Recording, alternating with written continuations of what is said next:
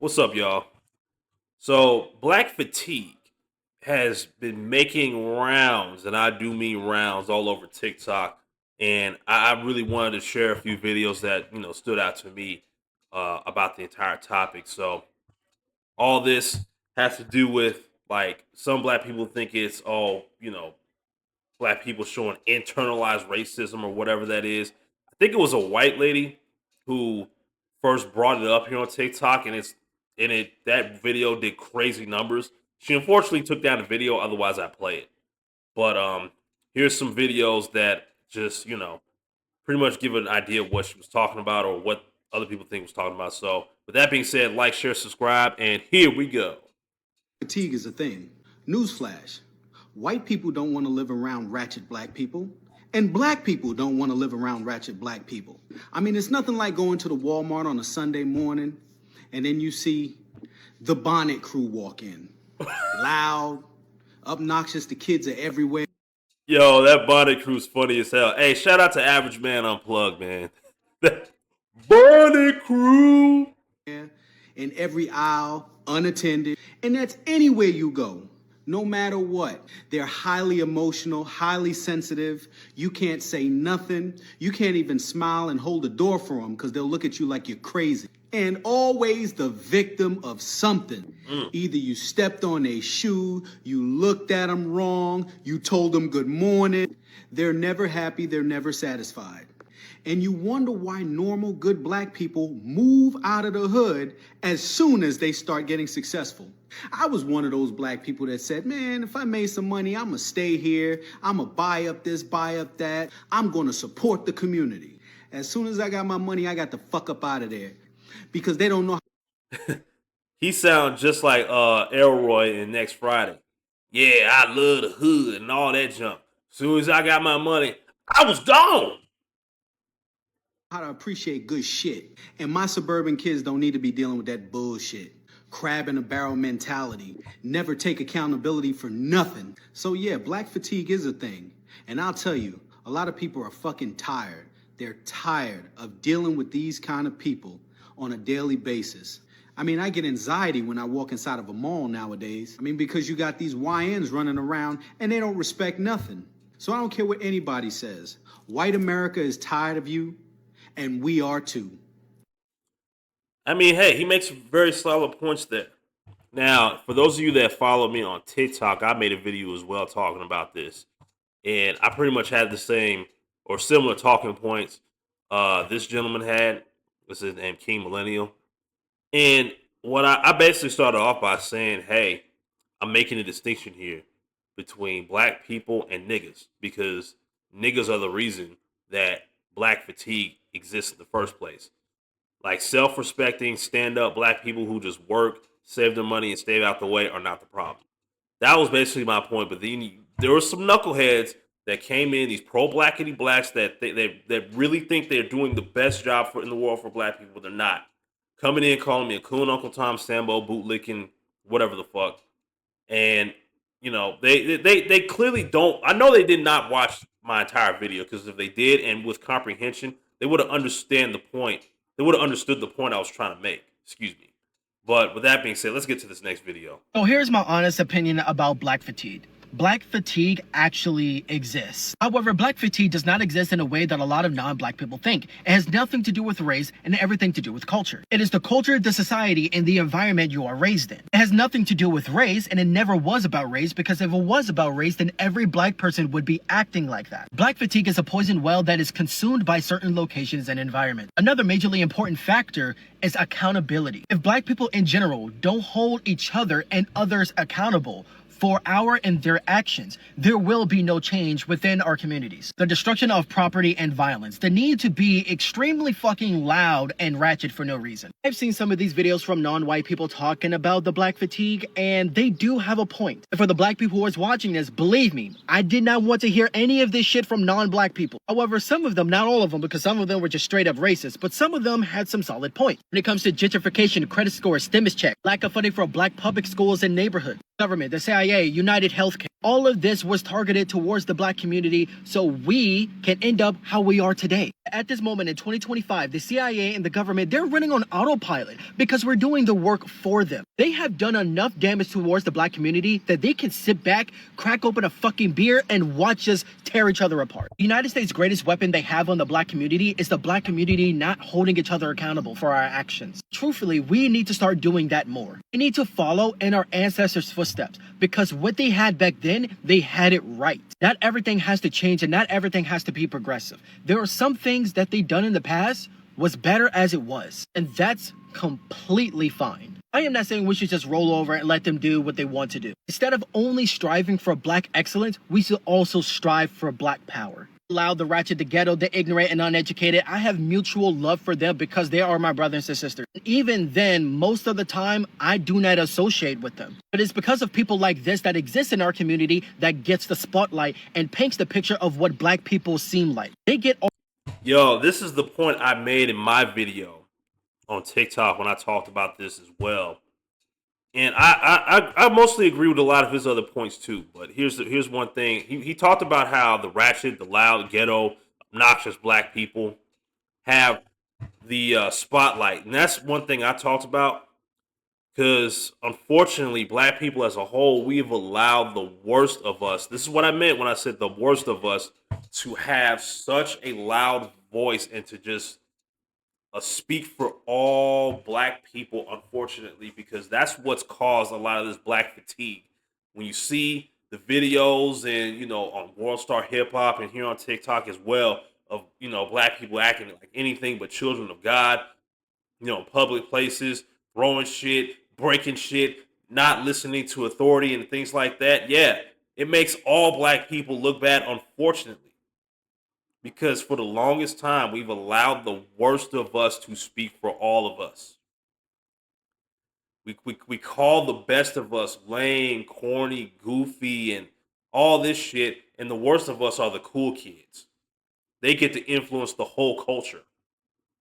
And that has been a very big problem in the last, ever since this has really become a thing. That the worst of us has influenced black culture so much that it's so ingrained, it's almost irreversible at this point. But let's continue with what he's talking about. All the attention. They always end up on the news. Why? It's because they cause a distraction. They cause a problem for other people. And you know who are the first ones to put us on the internet? You guessed it, the media. Hell, even our own people do it as well for clout, for fame, for money. They sell out our own people, make us look bad just to fill up their pockets. And that is another problem to address in our community. Stop labeling us and stop painting us negatively just to make yourself look better or richer. That is why, ladies and gentlemen, when people like this in our community gets the spotlight, many people automatically assume that we are a monolith and we act like them. It's either you are ghetto, loud, and trashy, or you are what? And I've always believed black people are not a monolith.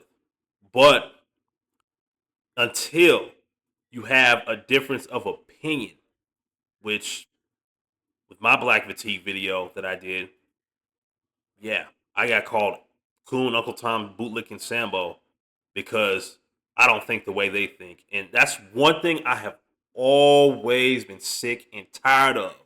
I've been sick and tired of just because you may disagree with another black person. If a black person disagrees with another black person on something, one of the first key things they go towards is name calling and calling them all everything but a child of God. You know what I'm saying? But it's just very, very fucking irritating because that other person does not have a viable counter argument to what you're arguing, so they just resort to name calling you. It's just stupid. I've always hated that. Whitewash. They never look in between the lines and understand that black people are completely far from a monolith and we can be absolutely anything we want. Every non-black person, and yes, that includes every person of color, they always go out of their way to tell us that they are not a monolith, that they are all different. We are too. But while we have our own issues, it's important to teach history, but it's also important that we do what we can to change what is happening now. That is all I have to say on the matter. This is I think he made some solid points overall. I really do, because he was pretty much saying a few of the same things I was saying, but That being said, let's go on to the next video. So I'm gonna just say it. I don't think y'all been defining black fatigue the right way. And I get it. The person that kind of made it go viral was a white lady. According to what I've been seeing, it was a white lady who has since deleted the video, and she was describing black fatigue as like white people being tired of black people and black people being ghetto and white people being tired of that. But I'm gonna say the quiet part out loud. I think that it can also be interpreted as black people being tired of other black people. I think if you put it in the mindset of like when we being, black people, see like a fight that's happening in a mall or in a store and it's us. And it's like, damn, why it always gotta be us? Or if you're in a place that requires a certain societal standard, whether it may be fair or not, and you have somebody who happens to be black walking in being loud or being what society seems as ghetto, and black people be like, come on, man, why it gotta be us? I'm telling you, like black people who have their head on straight and who have things going for themselves, who have motion, who want to be somebody and want to just live their lives and be left alone. We've been sick and tired of the worst of us making all of us look bad. We've been sick and tired of that shit. I mean, this whole honestly, the whole black fatigue thing is not, to me is not new. It's just something. It's quote unquote new to the internet and it doing rounds and it's got everybody talking. You know what I'm saying? Because it's the internet. Certain things are gonna go viral and it's gonna have a lot of people talking. This is another one of those things. It's not necessarily new, but it's got everybody talking right now. So whether or not you agree with the term or agree with how people are interpreting it, I think that interpretation should also be considered when talking about it. That it can also be a black person feeling fatigued with other black people, and trying their best not to fall into stereotypes. So when a black person falls into a specific stereotype, black people get tired of trying to live up past that stereotype. Listen, I don't got a dog in the fight. I just study social sciences and I study racial ethnic politics and black behavior. And I thought it was an interesting conversation, but I don't got a dog in the fight at all. I fatigue myself, so I ain't feeling fatigue from nobody else. Yeah, she made some decent. There's some decent points there. If black people are tired of other black people who want to act loud, ratchet, ghetto, and just make us all look bad, and then have all other groups of people look at us the exact same.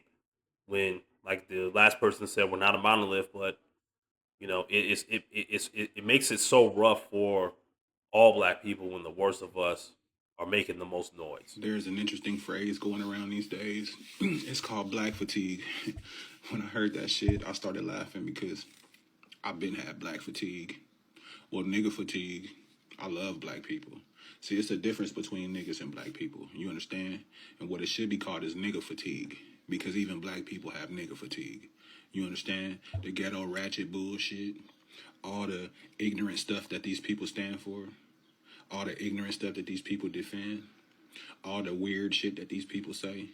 All the victimization and acceptance of the bigotry of low expectations and all the Stockholm syndrome and all that shit like that, all the random acts of violence that people want to ignore because it's black on black, which they also want to ignore and just say it's proximity crime, but no, it's black on black crime. It's an epidemic. Black fatigue is some real shit, and y'all are getting what the fuck y'all wanted to get when y'all wanted to perpetuate racism, because nobody in America is perpetuating racism but black people.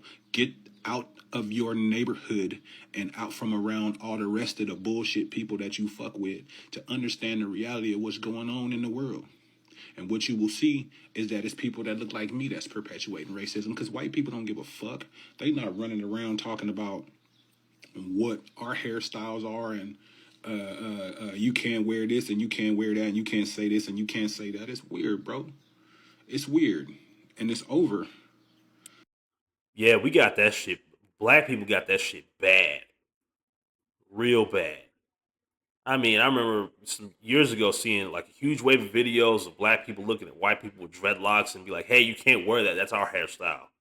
Last I checked, black people did not own the rights to dreadlocks, and people can wear whatever hairstyle they want. I've seen white people with dreadlocks dozens of times. I didn't give a fuck. I've seen white guys wear tapers and get a fresh lineup. Looks decent on them. You know what I'm saying? I don't hate on that shit. I mean, if a white person has, if a white dude got like a little bit of style, a little bit of swag, a little pep in the step to him, I don't hate on that. But when I see white chicks have like the same amount of like motion like that or whatever, it was always black women specifically that are mad at white women, have a little bounce to them, having a little swag, having a little, pep in their step or whatever. They'd be the first ones to accuse her of trying to be black. It's crazy. It's over because y'all ain't ready for what you asking for. You're not ready for that race war. While y'all flapping y'all trap and waiting on the white man to give you what you need to jump off a race war, them white boys in the motherfucking woods doing calisthenics and running drills and shooting and throwing knives and learning how to live off the land. They ready for that. Y'all not ready for that, bro. Man, I remember having that conversation at the barbershop some years back. My barber was saying he got some white friends who actually practice that shit wherever there's a zombie apocalypse.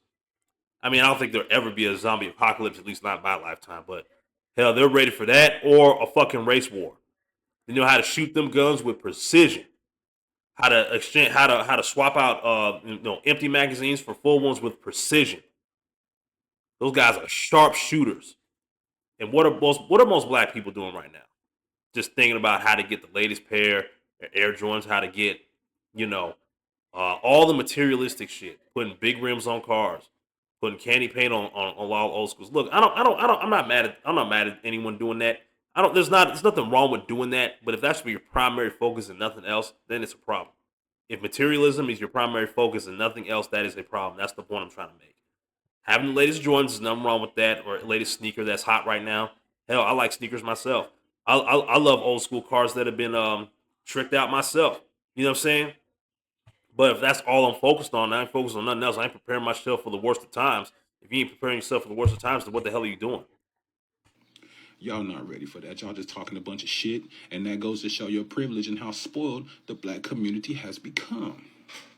Period. I don't see no white privilege. That's black privilege everywhere I see. You understand? It's a lot of degenerate shit going on between both races, though. Especially with the Carmelo Anthony thing. That was some degenerate punk bullshit. He's a coward, period. I don't give a fuck. He's a fucking coward. Justice to all slain children. And as far as like Shiloh Hendrix, she's fucking trash. I'm sorry, she's trash. If they want to get behind trash, that's on them. But I don't blame them because they just saw a bunch of people who look like me get behind a trash ass person too. And they just as tired of it as anybody else because the racism has been towards them for the past few decades. But you still want to say it's towards you when it's not. When you have the privilege, you don't even know that you have the privilege. You don't even know that you had reparations. We've been. Mm. I'm glad he said that because this goes back. I think I heard the Angry Man say this a long time ago. If black people had the opportunity to be just as racist and just as messed up towards white people as the white people back in the day were to black people, they would take full advantage of that. They would take full advantage of that, man, and it would be a very, very sad thing to see. Not something I would be proud of because I wouldn't want to. I wouldn't treat anybody like that. I treat everybody on an individual basis. I don't judge an entire group of people on one person because I wouldn't want someone doing that shit with me. Ben had reparations. And to tell the truth, the United States does not even owe us reparations. Africa owes our ancestors reparations. But you want to pass on that because Africa is black people. I think y'all scared of white people. Because it's been many times in the hood where, some white cops did something and then one of you fools came and killed a black person behind it. Like, cut it out. Cut it out. It's time for shit to change. It's time to move forward. Don't nobody give a fuck about no slavery. Don't nobody give a fuck about no past. We have a future, and we not even concentrating on it. Period. I said what I said. Say what the fuck you want to say about me. Get mad, talk shit. I don't give a damn. I want all the smoke because hold on. I have black fatigue too, and so do the rest of the black people. Tired of it, dude. We tired of y'all representing for us because y'all don't speak for us. Y'all don't think like we think. Y'all don't do what we do. As a matter of fact, you do us worse than you do white people because we're in proximity to your bullshit. Hey, Ump cooked at the end of that one. He cooked at the end of that one. I don't give a fuck what anyone says. He absolutely cooked. And with that being said, hey, that's all I got to say about all this. Make sure y'all like, share, subscribe, and thank you so much if you made it to the end of this video. I will see y'all in the next one. Peace.